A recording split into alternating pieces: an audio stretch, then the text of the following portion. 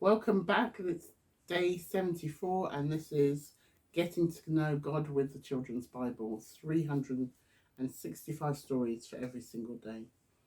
Day 74 says Moses says goodbye, and it can be found in Deuteronomy. By the time the Israelites had wandered for 40 years in the desert, Moses was a very old man. But he was still healthy and strong, with eyes like a hawk. How he would have loved to lead the people into Canaan. But God had said to him, Moses, you are not going into the promised land. You disobey me and you lost your temper when you hit the rock. I wanted to teach people that I am a patient and loving God, but you spoiled the lessons by doing it all your own way. Moses was bitterly disappointed, but he knew what God meant when he said, so he did not argue, but in his heart he blamed the people for making him angry. You will see the land, even though you cannot go into it, God went on. Climb to the top of the high peak of Mount Pisgah. There you will have a view of the whole land that the people of Israel will have for their own. While you are looking at the promised land, your life will come to its end. Then Moses was glad, but instead of growing weak and ill, God would take him from life while he was enjoying the wonderful sight of the land that he longed to enter.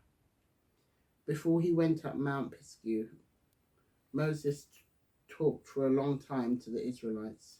He reminded them of all over again of God's goodness and how important it is to obey God's laws. He made up a beautiful poem about all that God had done for them. Then, as God had instructed, he spoke to his faithful follower Joshua and told him that he was to be the next leader of Israel. As Moses climbed the mountain, he looked long and sturdy at the promised land stretched below, and there he died. No one knew where he was buried. God took care of that. Never again would there be any leader as great as Moses. He did many wonderful things to rescue the Israelites from Israel and bring them safe to the promised land. God treated him like a friend, talking to him face to face.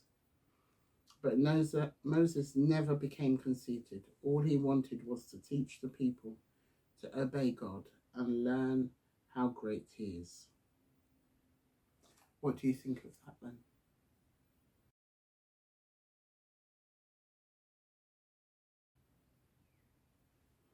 What a great role model for us to aspire to be like Moses. Not all of his traits are what we want.